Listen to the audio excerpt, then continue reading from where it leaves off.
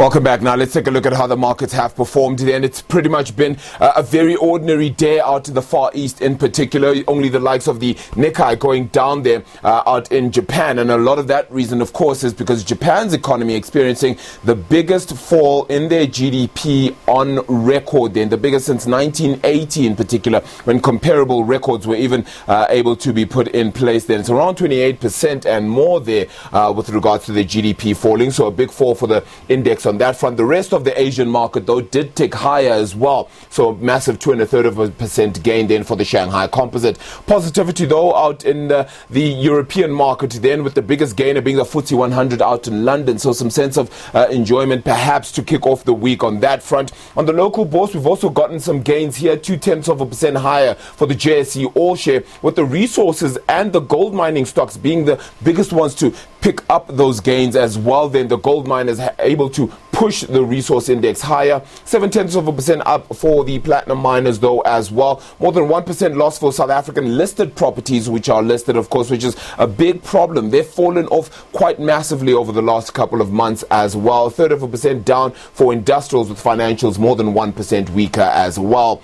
Checking in on the companies that are down, the likes of Nampak gaining though more than 12% today. So a big gain for them on today's trading, with Sun International also moving up 11.33%. Boy, do they need that uptick there as well. Going on to the losers, the likes of Lewis there, the furniture retailer, going down more than 5%. Pepkor as well there, 4.5% weaker, with Massmart there on those retail bourses going down 4.5% on that front. Onto the commodities board there, Brent crude is down 0.33%, but still hovering within a very safe mark. Then we are getting note as well of China deciding to increase the amount of oil that it gets out of the United States for August and September. 20 million barrels worth, increasing demand for it, of course, then initially pushing that price higher, but that effect has kind of fallen by the wayside now, as it only goes down by 0.4% is the price of Brent crude. Platinum as well then going up nearly 2% now at $952 a fine ounce, exactly $1,000 more is the price of gold right now, which has only gained 0.4% this morning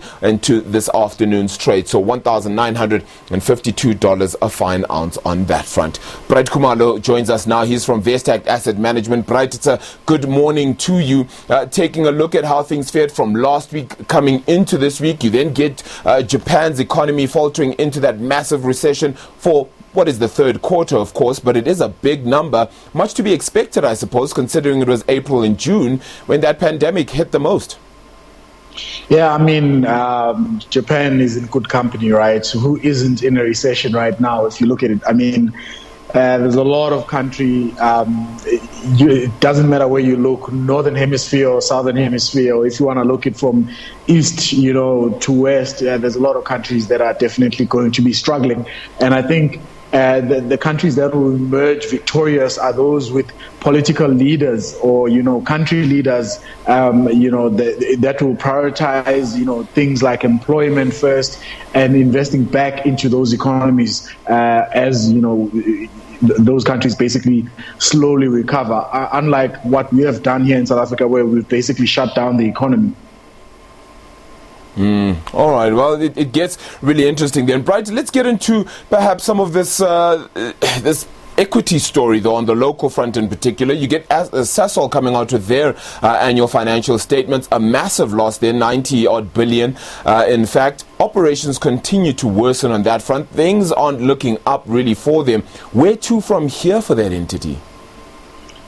Yeah, man, I don't know what to say about Sasol, right? Like you said, from having a profit of 6 billion rands last year, right, to a loss of over 91 billion rands. That includes write-offs, right, of over 119 billion rands. And I mean, I can carry on. Some of the things that they blame, obviously, is the pandemic, unprecedented low prices, what they call their oil prices, and low demand for their products across the spectrum. So this is like the perfect storm for this company. But again, it's I don't know what to say. I mean, I still think had they not gone out there, in hindsight, obviously, hindsight is 2020, but had they not gone out there to pursue that $8.1 billion worth of a project, that Lake Charles project up in the United States, maybe some of their problems wouldn't be as much as we see today, because they've now had to basically go out and sell some of their crown jewels, to the likes of the French, Air Liquide business, to have some money to pay down some of that debt that they took to invest in that Lake Charles project.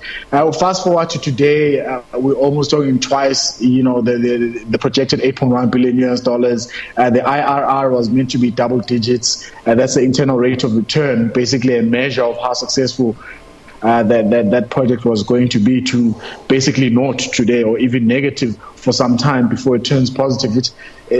And without any of that, the basically Lake Charles project is yet to make any money, and it's already been written down billions and billions of rands in the process. So this has been basically a net negative for a South African company. Bright, if they do get an equity partner, though, out in the United States, will that change things? Will the worst be over? I don't think it's going to be as easy as, putting money back into the business, right? You have to look at the operating, what's left of the operating entities. So the business now is saying, look, $2 billion US worth of, a potential rights issue or whatever. And obviously getting a syndicated loan, etc. There's a lot of moving parts there. But the bottom line is, what is going to be contributing into their revenues and obviously trickling down into turning a profit again. This accounting trick of, writing down your assets so you can look profitable in the next quarter of a low base is not going to cut it. You still have to produce a good that has high demand and move, those volumes high enough for you to be back at those revenues that you once, forecasted before, when the project was, being, going to actually, endeavor. That's all that's going to matter right now. And by culling those good assets, selling them to businesses like Air Liquide, it's working against them. And unfortunately, that has to do with, the big debt that they had in their balance sheet. Yeah. Bright, is there any impact then? We go down to level 2 of the lockdown. What does that do for the equity market and bonds even in particular? Look, that remains to be seen, right? Because usually the markets are usually tied at the hip, but in the long term, yes, they are. But in the short to interim term, not so much. So I don't foresee any big shifts in the market just because we're in level 2 now. All right, we'll get interesting from there on. And very quickly as well, Tiger Brands selling their valued added meat supply service as well. How difficult are things for Tiger Brands as even they try to perhaps stimulate their business again, but seemingly very tough as well? Yeah, correct. Remember, this business, the value-added meats business, was a net. Basically, it didn't contribute much to their earnings, but it did help a lot in maintaining the fixed. They fixed costs. So it's one of those where when it comes to the bottom line, it wasn't a net adder, so it made sense to get rid of it. Especially now that it not only it was not a net adder, but it was a net subtractor in their earnings because they got sued through a class action lawsuit, obviously, when over 200 people died in that listeriosis outbreak in 2018.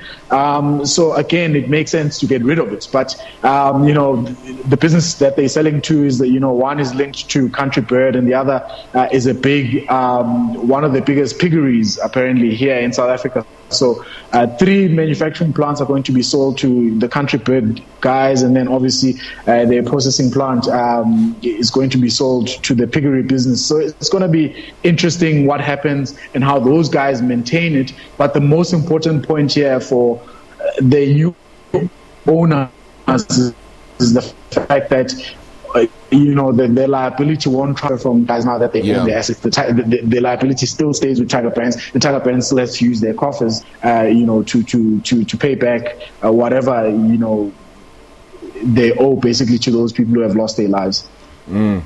Yep, look, they're not the only ones suffering, but certainly does highlight just how difficult things are, whether it be fast-moving consumer goods or in that retail space as well, then still for Tiger Brands as they continue to try and sell off some other assets also. Bright, thank you so much for that time. Bright Kumalo there from Vestec Asset Management joining us there, helping us unpack this market picture. We get back then, and after this break,